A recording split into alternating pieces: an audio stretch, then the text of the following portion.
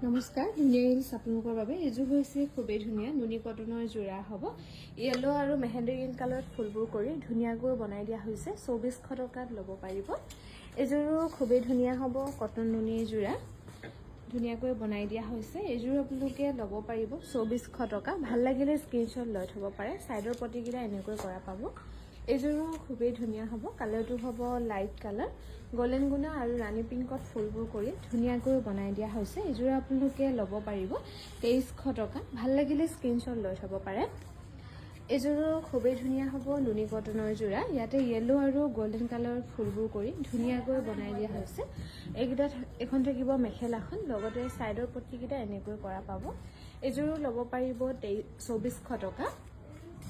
এযোৰো খুবেই ধুনীয়া নুনি কটনৰ যোৰা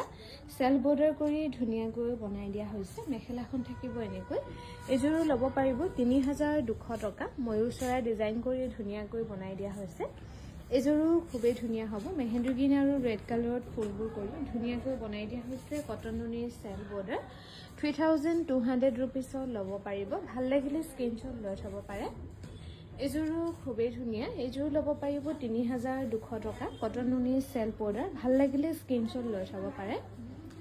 এযোৰো খুবেই ধুনীয়া হ'ব মেৰুন কালাৰত এছ কালাৰত ফুলবোৰ কৰি ধুনীয়াকৈ বনাই দিয়া হৈছে 3200 টকাত ল'ব পাৰিব